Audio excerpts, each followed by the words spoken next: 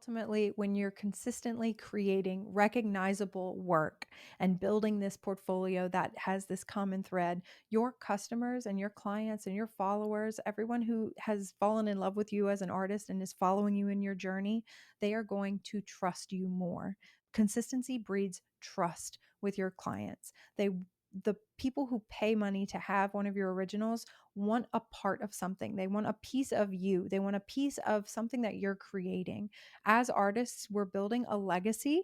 Okay. Our lifetime, everything that we're creating, we're leaving behind when we pass on into the next life. We are leaving this legacy behind by way of these visual artworks. And our clients kind of appreciate that and they want a part of that. And so that's part of the connection. That's why people buy art. It is also why they choose to hire you when they commission you. They looked at that and they decided, this is what I want to be a part of. This is the artist that is my choice to, this is who I want to pay to make this painting for me. Welcome to The Composed Artist, the podcast where we explore the intersection of artistry, entrepreneurship, and self-improvement and continue to pursue a more composed life. I'm your host, Stephanie, an artist specializing in live wedding painting, living in the vibrant and soulful city of New Orleans.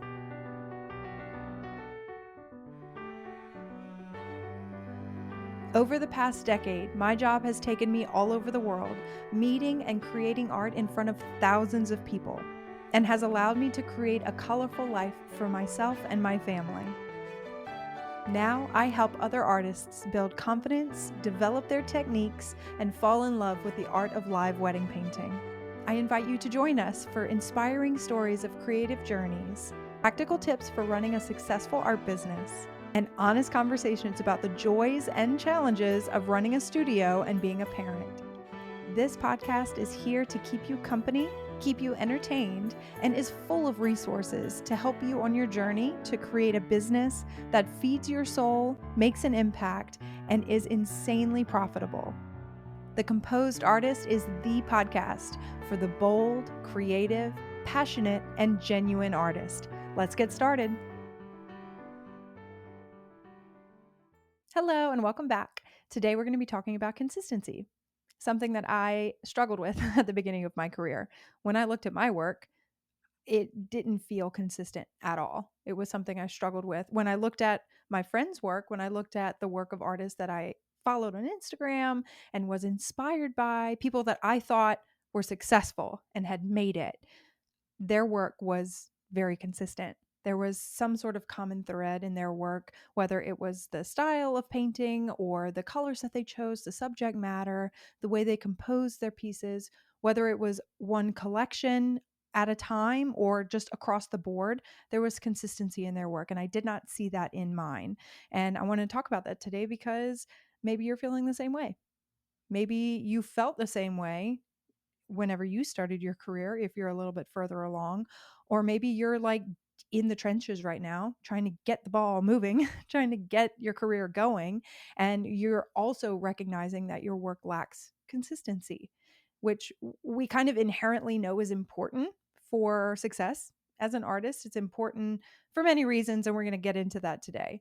But the whole reason I wanted to talk about this was because I was reminded recently of the moment in my career when I realized that it was a problem and also there was a solution for it.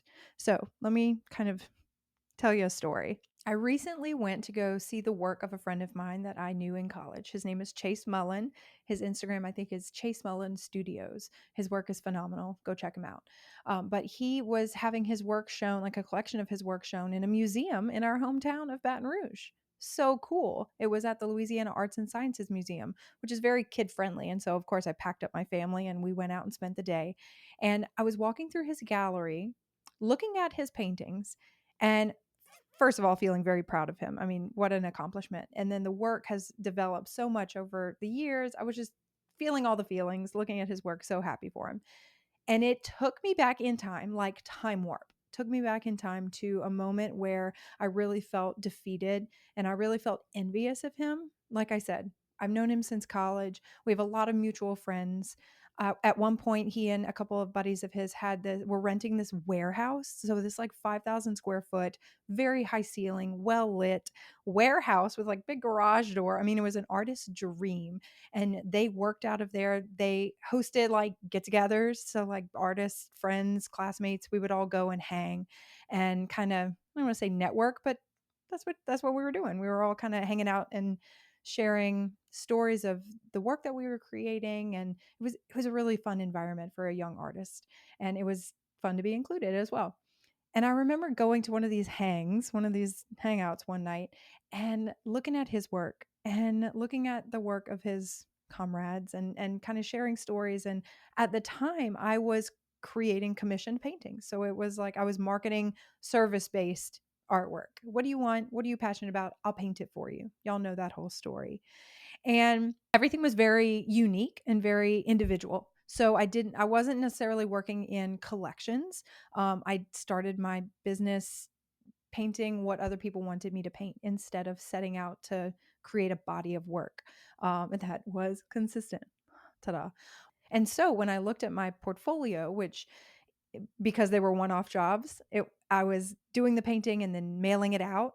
So it wasn't like I had a stack of paintings to look at and enjoy, but I would take a picture of every painting that I did, and I would put it in a folder on my computer, and then I would post it to Facebook and post it to Instagram, so that over time, and then I also had a website at that time too.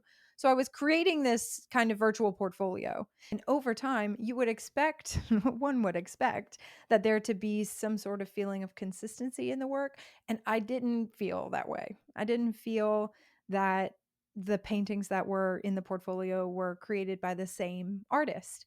And that was very discouraging for me. I equated consistency in a portfolio and recognizable style. I equated that with success for artists.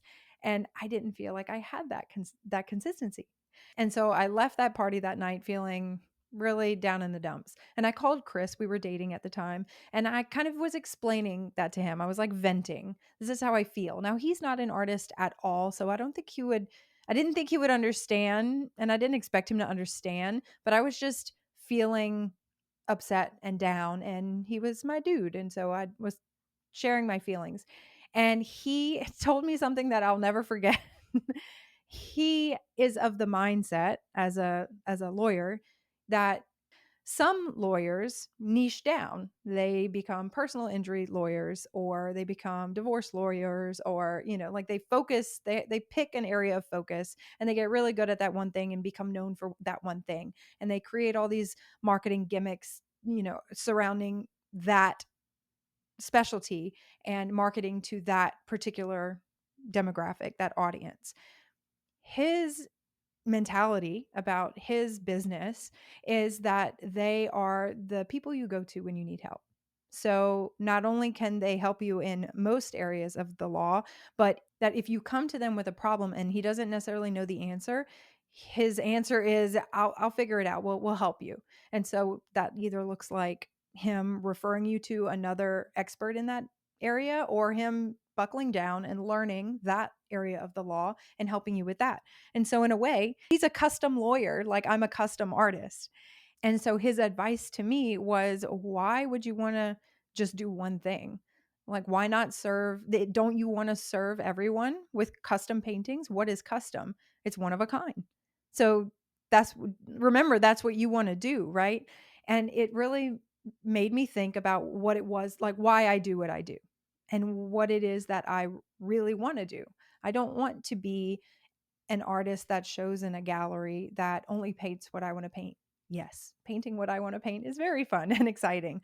But my business model, what I've chosen to do, the type of business that I've created that lines up with my why, is a service based business.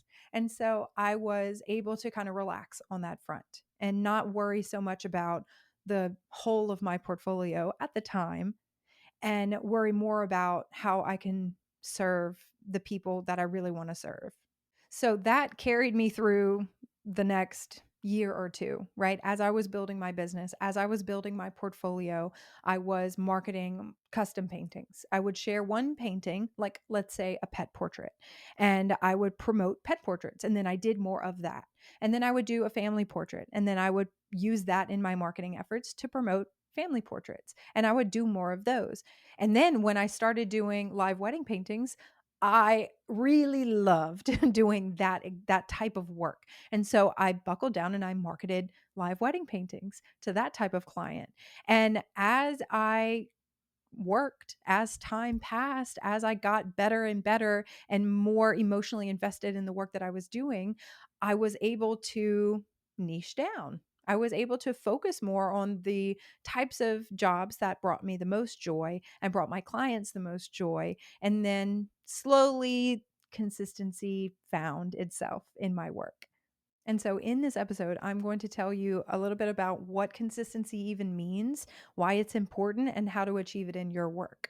So, what is consistency? In art, consistency is defined as an ongoing, recognizable style or artistic voice.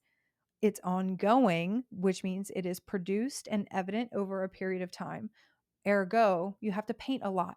Consistency can develop over 5 paintings if you force it, but true consistency in like your painting style and what your work represents in the grand scheme of things, it comes over time. So aim for painting as much as you can for your life, like for the foreseeable future. And don't worry so much about developing something solid and something that you'll stick with for the rest of your life in the next year or two.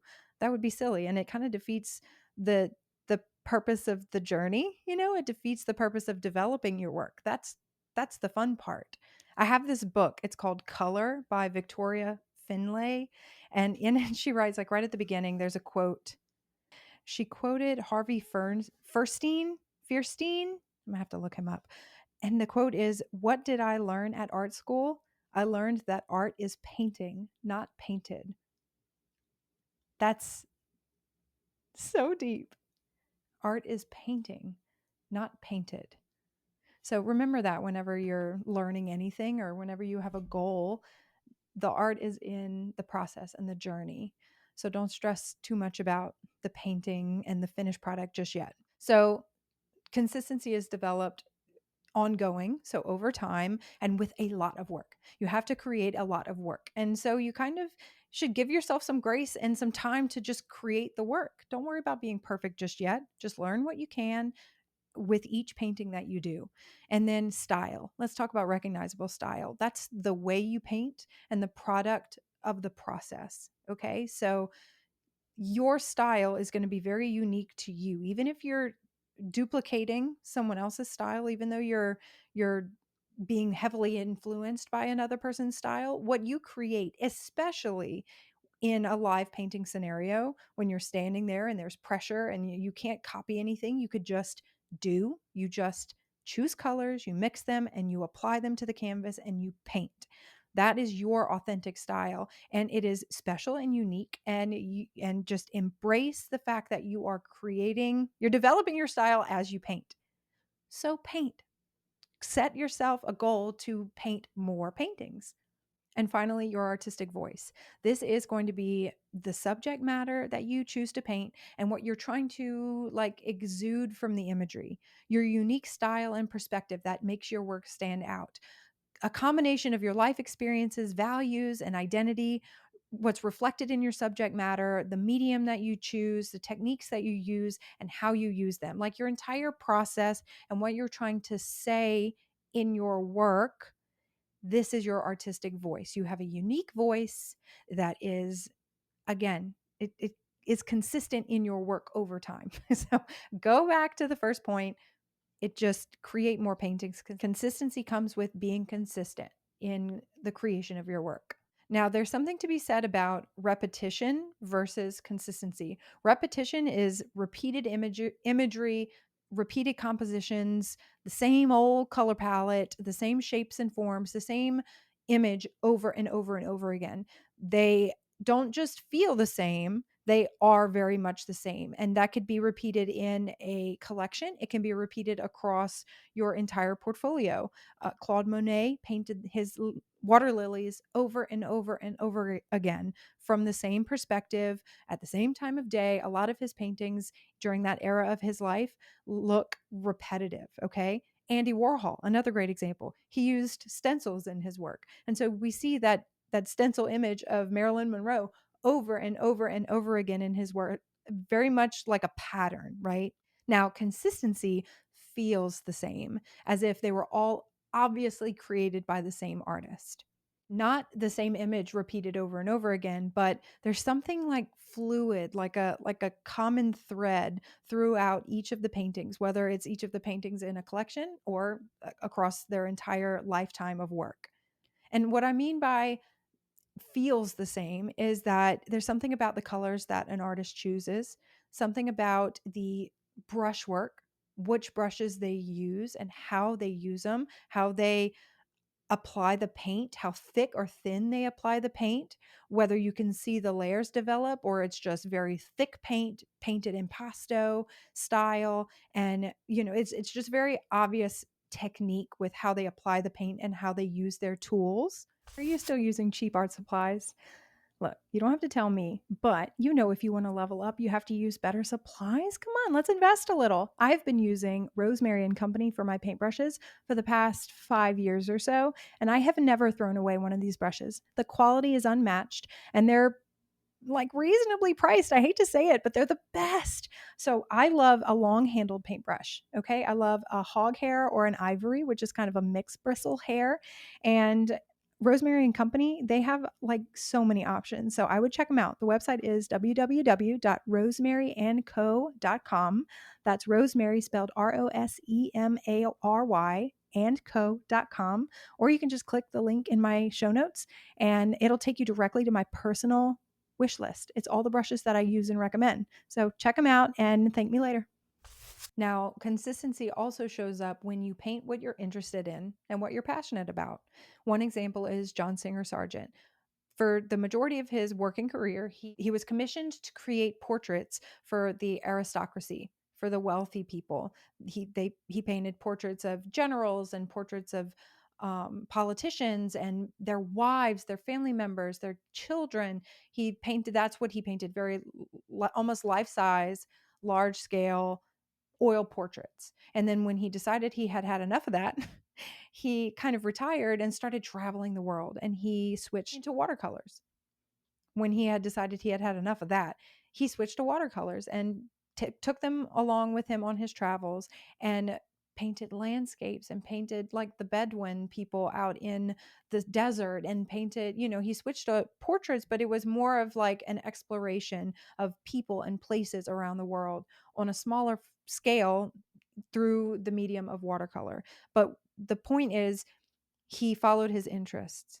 He was interested in the form and the figure and the beauty of fabric and the very milky skin tones and the way that he created portraits. He accepted that challenge and he was interested in that. And then the day that he wasn't, no that he was no longer interested in painting a portrait, he switched mediums, he switched subject matter, and then he dove in and he has an entire portfolio of that type of work. Another example is Jackson Pollock. Clearly, very expressive abstract paintings, nothing figurative at all. But there's a consistency in his work where you could tell he's pouring his heart and soul. Everyone is different, all of the colors are different. And because of the abstract nature of the pouring and splattering of the paint, each one of them is very unique and different, but they're consistent, right? A more modern example would be Teal Duncan. Her work is very stylized, but very recognizable. She changes subject matter from one collection to the next. So, one collection, she'll focus on large scale, pattern heavy, kind of abstracted, like beach scenes that are full of people and umbrellas and towels and patterns, like all kind of patterns in the fabric, patterns in the light and the shadow play on the beach itself, patterns in the water. You can see the layering techniques, very pattern heavy, very stylized, very true to her style. And then, like I said, she'll do a collection of beaches and then she'll turn around and do a collection of animals. Also, just as stylized, just as textured and patterned, very colorful, a collection of barns. Like, I don't know, I'm a fan of her work, obviously, but there's the subject matter will change. She'll choose a new subject for a new collection, but the style of her work is consistent with what she enjoys to paint. And then you can tell she really dives into a subject matter and helps you to fall in love with it too. And then, of course, my friend Chase, his work is can be described as stylized realism, very detailed, but not photorealistic, very colorful. He like amps up the color and amps up the contrast. He likes to use an isolated background. And so, what that means is that he keeps the background white. He doesn't necessarily paint a background and he paints the subject in the foreground. Most of his subjects include beloved wildlife from South Louisiana, a lot of alligators and birds, marsh birds, swamp birds, ducks and geese, those kind of things, butterflies, some like fish. He's recently been doing kind of a split level scene. So it'll be like the trunk of a cypress tree half submerged in water. And you've got some wildlife hanging out above the water, and then some fish and some alligator and wildlife hanging below the water. And it's kind of this like split level scene. And it's really interesting and it's precious because since he had children, I can see that his work has been influenced by like baby animals and what that means, like the family unit. He has some work where it's a baby alligator and then obviously the mama alligator, which is massive and highly detailed. And then you get up close and you can see all the little brush marks in his work. It's very fun, but his work has stayed kind of on that isolated background, more realistic, more detailed in the foreground, isolated background. That has been the consistent thread since the beginning of his career. I don't think I've ever seen one of his paintings where there was a background, but it's always been very similar subject matter. You can tell he does his research on the environment and how all of these elements play together, the animals and the foliage and the trees and the water, everything plays together in like the correct way. That was an interesting tidbit that I learned at the show. Whenever we went to go see his show, the Audubon Institute, which is the kind of the zoo down here, the Institute for Wildlife down here in New Orleans and South Louisiana, they had a couple representatives come and talk about the facts of how the elements in his paintings kind of played along and played together. And it was really interesting. I didn't know. I thought he just painted beautiful imagery that we would see here in South Louisiana. I didn't really realize that he had gone to the lengths of figuring out exactly why all of these elements would play together and how they would look together and the importance of that. I mean, like the monarch butterfly and the migration of that butterfly. I I just recently went and saw the show, and so I'm very amped about it and I'm proud of him. But again, his work, there's a consistent thread in his work, and if you go to his Instagram, you can see that, and his website. I used to be so scared. I mean, terrified to bring oil paints to a wedding or an event that I was painting at until I realized that Gamblin has me covered with all of the mediums, the paint thinner, the varnish, the whole gambit. I love using Gamsol as an odorless paint thinner. Okay, this is what I use to wash my brushes to thin the paint. I use a big jug of that to slow the drying time if I'm trying to finish a painting and layer and do all of that. I use Galkid. It's a very thick medium that I love to use with my oil paints. And let's say it's very dry, it's a very hot and dry environment. I love to slow the drying time with refined linseed oil. This is my medium of choice for my oil paints. And when the painting is dry and I'm ready to send it off to the client, I varnish it with Gamvar, high gloss. That's my preference. And Gamblin has you covered with your preference as well. You can visit their website, www.gamblincolors.com. That's spelled Gamblin colors.com, or you can click the link in the show notes to shop my preference for oil painting mediums. Check them out and thank me later. So again, consistency feels like the same person created everything in the collection or everything in the portfolio, whether it was by the colors they used, the style of painting they chose, the brushwork, how it was applied, or the subject matter and their kind of level of interest in that subject matter. This is what makes a body of work consistent. So if you're sitting at that place that I was sitting at, where you're looking at your work and you don't feel like there's any kind of consistency to it, you feel like it was thrown together by a whole bunch of different artists who have different styles and different interests and all the different things, don't worry, because you can, I'm going to try to help you see past that. Okay. You can develop consistency in your work. You will. If you keep painting, you will. You will certainly see consistency in your work. And there's going to be kind of ebbs and flows in your career. You're going to try different mediums. Hopefully, you're going to try different mediums. Hopefully, you don't never try a new thing again, right? Hopefully, you follow your passions. And we're going to talk about, I'm going to give you a list of things you can do to help move that along and help develop the consistency problem, right? The first thing is to not worry about consistency. Don't worry about that. Do take the advice that Chris gave me 10 years ago and look at the job ahead of you, especially if you're a custom painter. If you're not a custom painter, look at the project you have set before yourself. Look at the collection that you're setting out to achieve, okay? Look at the reference photos that you're choosing. Look at the goal for the collection, what you're trying to say, what the theme is, what you're trying to achieve. Look at that. Look at the project in front of you. If you are a custom painter or a live painter, look at the next wedding you have in the books. Look at the next job in front of you and pour your heart into that commission. Pour your heart into creating the best, most organic version of a painting using the client's reference photo. Don't try to copy the reference photo. If you are the type of artist to copy a reference photo, pour your heart and soul into making that the best replica as possible. But if you're trying to create a painting that is inspired by a reference photo, then just follow your heart. Just worry about that one thing and then please the client, send it to them, get paid, and then worry about the next one. And then do that for the next 2 years. Just be patient. Just be patient and don't just sit around with 5 paintings hoping that consistency will come. You have to do as many paintings as you can possibly do. Don't worry about consistency right now. Worry about doing the next painting. Worry about the next goal. Set a goal for yourself a year from now. Set your goal for yourself 2 years from now, quantity wise, project wise. If there's a type of painting that you want to start seeing more of, I'll give you an example. Okay. This is a great example. I'm so glad I just thought of this just now. I realized at a certain point in my career that I was painting a lot of barns. Okay. There's a lot of like plantation style venues here in the South, and a lot of them will have like a barn on the property, and that is where they will have the reception. And so I was painting a lot of reception paintings, and they were all kind of just barns, a lot of wood. And I was seeing like a lot of warmth in my portfolio, if you will, a lot of reddish brown hues, a lot of barns, that kind of vibe.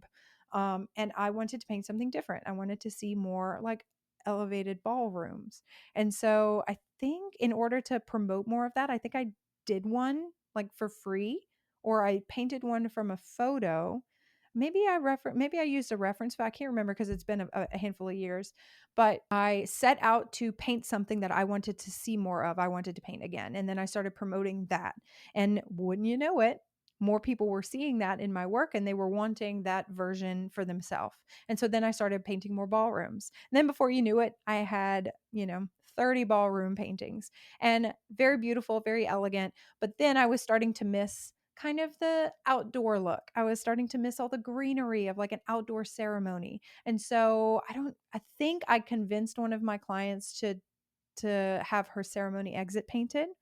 So I know I didn't do that one from a photo. I did say, why don't we do this instead? And she was game, and it was a beautiful outdoor ceremony.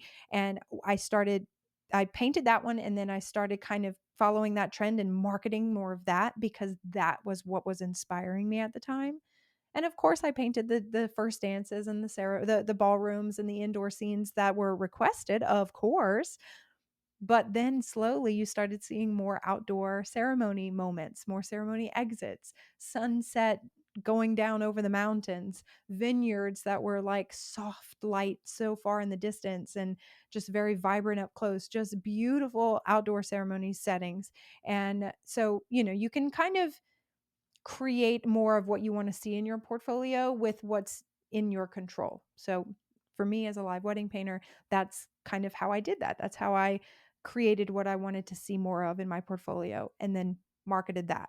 And it wasn't just the one ballroom painting that changed the look. Obviously, going from barn settings to ballroom settings, that was a big shift. And so how was I going to kind of make that consistent? And of course, it being a wedding painting helped.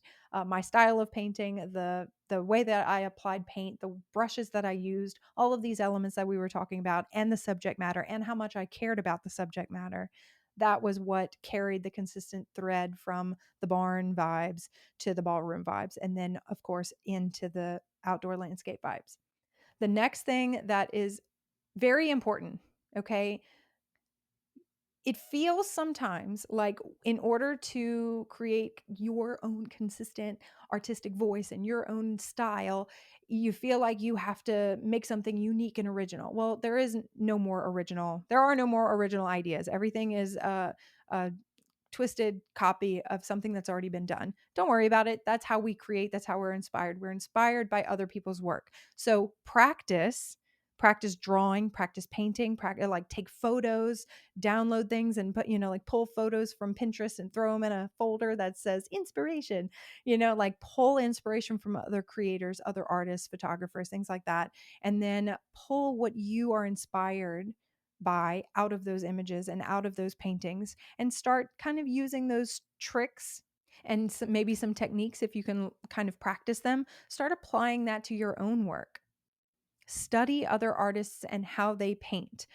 I am a wedding painter, which includes an element of kind of plein air painting. So I'm just standing and painting outdoors sometimes.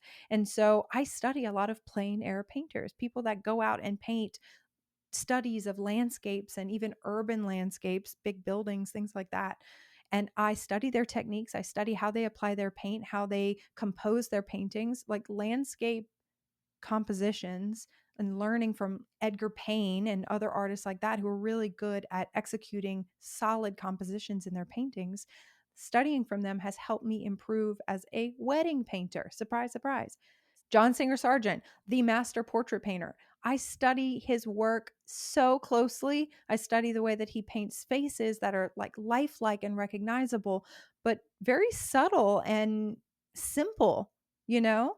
The way that his fabric is detailed, but when you get up close, it's just big blobs of paint that have been expertly placed next to each other to make the fabric look like it's shining or folded or whatever.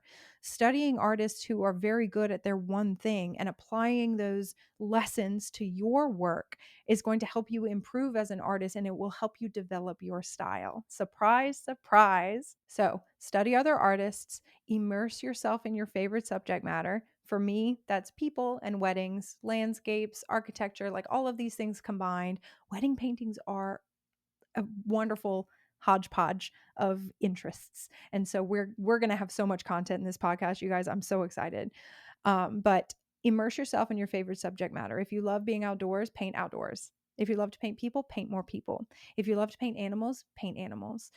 That is where your true colors shine. That is where you shine the brightest, when you're painting something that you're excited to paint. If you like, the minute John Singer Sargent didn't want to paint portraits anymore, his last portrait he painted in oils was a self portrait. He painted a picture of himself, and then he said, "Yeah, no, I'm done." And then he switched to watercolor, and he left town and started traveling. And I admire that so much. And so if you feel inspired, like if you feel no longer inspired by one thing, see if you can kind of reroute a little bit. There was a period in my life where I was painting very tight, very over edited, if you will, paintings, wedding paintings. My paintings were feeling very tight. They were feeling very rigid. They weren't feeling loose and painterly. And I was aiming at the time, I was aiming for as like realistic and perspectively exact and proper and proportionate and all that. I was going for like exactness. I was going for crisp and clean and edited and touched up. That was the look I was going for. And then I was looking at my work and I was like, this is so boring. I'm so worried about painting straight lines exactly straight. I'm so worried about getting this square beam to be like exact, that this doesn't feel like a painting anymore, or it doesn't feel like I'm not hitting that nail on the head. And so I chose to loosen up. And so I started studying. I didn't know what my style was going to look like, but I knew I needed to loosen up. And so I started studying more plein air painters. I studied Claude Monet, the Impressionists. Okay. I studied how they were able to achieve realism, but in a painterly way. Like when you step back and you look at the painting, it feels like a detailed portrait. But when you step up close and you can see all the different brush marks and you can see the different colors, pointillism artists, look up pointillism. It's the art of painting with a bunch of little dots. The color choices that they use, the blending, complementary colors, pushing focus, all of these things. I just immersed myself in that and I started loosening up my work. And I didn't just start scribbling, I didn't just start painting like with little care and intention. I intentionally loosened up part of my compositions to direct focus, make some areas feel very detailed, some areas feel light and loose and painterly. And over time, I kind of developed more of that style of painting. Still consistent with my earlier work, but this newer, better version of my painting style. So follow your creative instincts. That's a good one. Become prolific. That just means you have to paint a lot. You have to become the best at your job, which means you have to paint without stop. You have to kind of embrace this mentality that you'll never be the best. You'll never be as good as you can possibly be. No one is the best and has nothing left to learn. We're all students. And that, thank goodness, because oh my gosh, how boring, how disappointing it would be to reach the top and then stand there and look around with nowhere else to go, nowhere else to improve. That would be so boring. So I'm very grateful. I don't know about you, but I'm grateful that I get to spend the rest of my life learning. Yay. I hope you think that way too. You may have heard me talk about my little side business, my little fine art print shop. I create an original painting, I take a photo of it, and I print it, and I print it again and again and again. I make hundreds of dollars, thousands of dollars a year on prints. It's so easy. And I learned everything I know about creating my own prints and printing them in-house from Laurie Ann Gonzalez and her Art to Print course. I highly recommend, if you are an artist and you want to make easy money from your original works and even the commission works, you can resell those as prints. I recommend you check out Art to Print. Laurie Ann has a very direct way of teaching, and you are really going to appreciate her no fluff method of giving you information and telling you exactly what you need to do to make making fine art prints in your own studio a breeze. You can check her out online at learn.laurieannart.com. That's learn at LAURIEANNEART.com, or just click the link in the show notes for my affiliate link. Check her out and thank me later. Aim to draw and paint as much as possible instead of aiming to become a master in a short time. It's not going to happen, and it takes all the fun out of it. Remember, art is painting, not painted. Be intentional, especially with commissions. The intention is to create a version of the reference for your client, or create something that your client has kind of explained what their vision is, and to execute that in the best way that you can.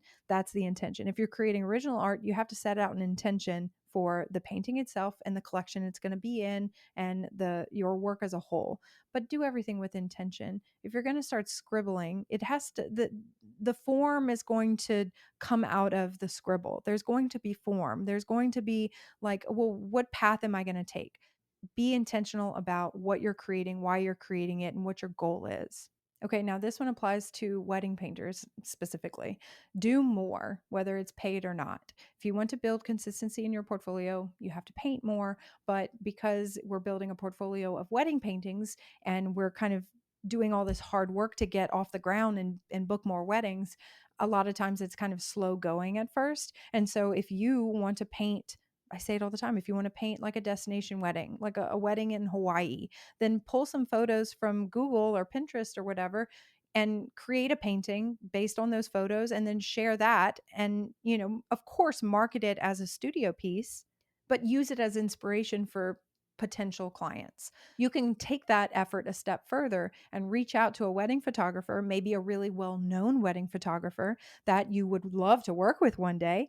Reach out, like go to their website, find an image that you'd like to recreate into a painting, reach out, ask permission, and say, I want to use this as an opportunity to grow my portfolio, use it as a reference. I will tag you in all of my content. I will, promote you as the photographer, give you credit for the reference photo, and, maybe you can share it. And that's kind of, you're encouraging co-promotion. You're encouraging like a collaborative effort there. And it's a painting. And so I don't think that the issue of like replicating their photo, I don't think that that would be an issue. But again, you may be a photorealistic painter. That may be an issue. So again, ask permission, but it might open the door to, you know, beginning a relationship with this photographer and maybe getting a job in the future. But the goal is to take whatever control you have over your portfolio and create the paintings that you want to see in your portfolio, create the paintings you want to do more of. Follow your instincts. If you absolutely hate painting wedding paintings, if you don't want to paint another person for the rest of your life, then do something different. Paint landscapes, paint animals. Jen Brandon is a fabulous artist who paints very expressive pet portraits. A lot of them are equestrian imagery. A lot of them are like horse riders, equestrians, horses, people that are very passionate about their horses. These are her types of clients. These are her favorite clients. And so she's following her instincts and doing her best work by doing pet portraits. So if you're really not enjoying painting what it is that you're painting, then make a plan to move on and try something different. Try a new subject matter. Follow your instincts. And don't forget all the benefits that'll come with consistent creation of new work to build your portfolio. Confidence. You're going to build so much confidence in yourself. You're going to see that consistency happen over time with every brushstroke, with every completed painting. You're going to feel more confident in what you're doing, why you're doing it, what you love to do most.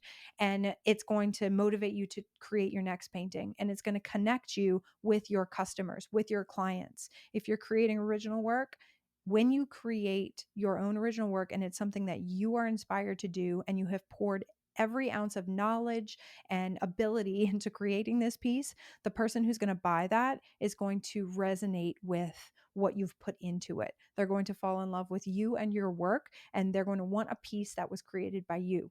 In those instances, sometimes it doesn't even matter what the subject is. Maybe they do resonate with the subject.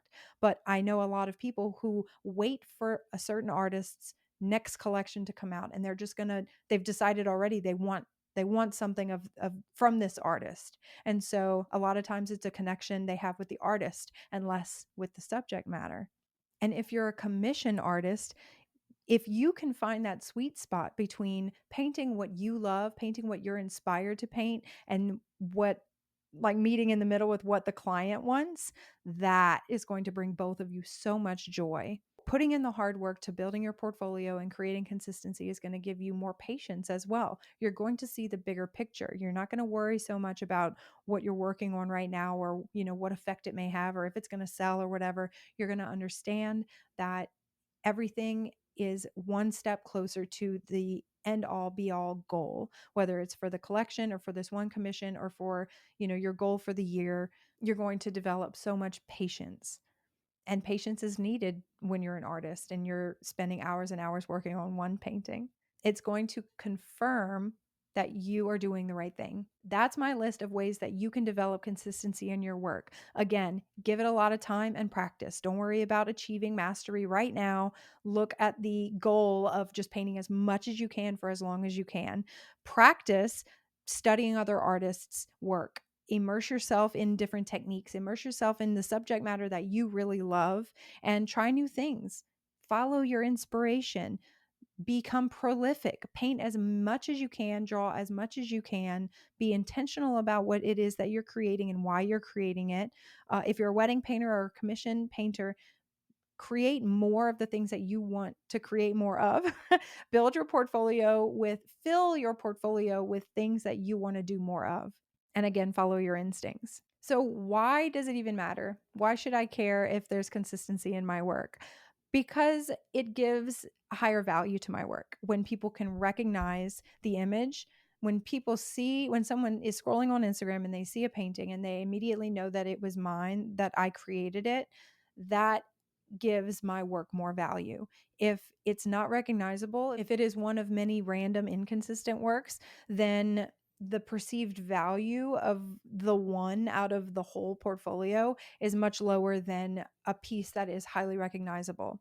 The artist that is top of mind for recognizable painting style and very high value price for his original paintings is Marc Maggiore. He's from France originally, but he lives in America, and he fell in love with westerns, western movies, western culture. Like, he absolutely fell in love with that. And so most of his career, as far back as I can remember, he has painted these large scale paintings of western landscapes. He paints cowboys on horses. Everything is very vibrant, colorful, whether it's a golden hour landscape or a nighttime scene like a nocturne, or a very monochromatic painting or a very vibrant painting. They all have a very similar subject matter, and they're all very recognizably his work.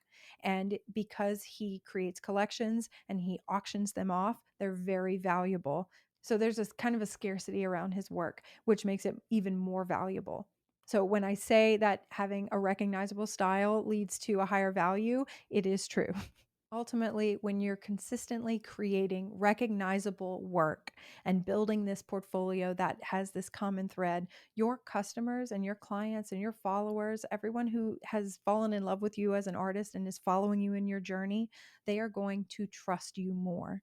They're going, like, consistency breeds trust with your clients. The people who pay money to have one of your originals want a part of something. They want a piece of you. They want a piece of something that you're creating. As artists, we're building a legacy.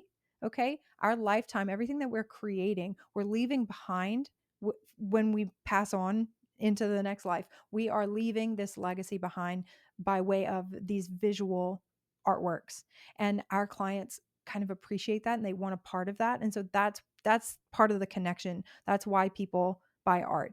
It is also why they choose to hire you when they commission you. So yes, they're excited, like my clients they're planning their wedding or they're commissioning a family portrait. Yes, they're passionate about what it is that they're receiving. They're passionate about their family. They're excited about their wedding day. It's, in a way, it's a lot about them and their day and what's special to them.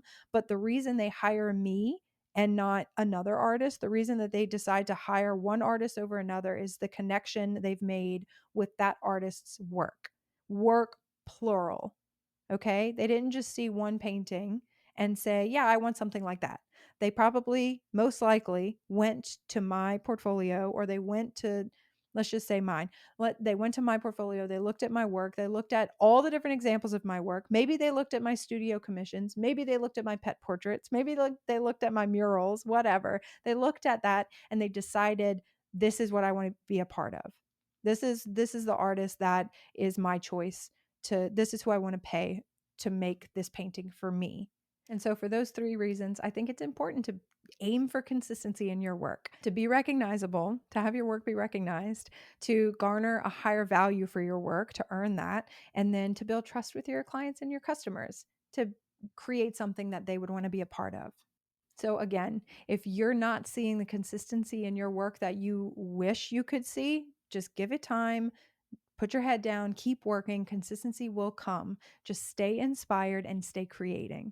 And I'm here to tell you that 10 years later, I very happily see the consistency in my work. And not only am I content with what I've created so far in the past decade of my career, but I am even more eager to see what I create in the future and how my style continues to develop and how the value of my work increases over time and how I just fall more and more in love with what I'm creating. And I hope that you feel the same way. I hope that you achieve this sense of satisfaction regarding the work that you're creating, your portfolio. When you look back at your career, I hope that you are so excited about how far you've come and feel very excited and inspired and kind of giddy thinking about where you're going, right? What direction you're heading in your artistic development. So keep it up. You got this. Thank you for tuning in and joining us on this journey of artistic exploration, entrepreneurial growth, and personal development. Remember, you have the power to create a life that is both fulfilled and balanced. If you enjoyed today's podcast, please subscribe to The Composed Artist on Spotify, Apple Podcasts, and YouTube. And don't forget to leave us a review. Your feedback means the world to us and helps us reach more creatives like you. Until next time, keep creating, keep dreaming, and keep pursuing that composed life. You got this.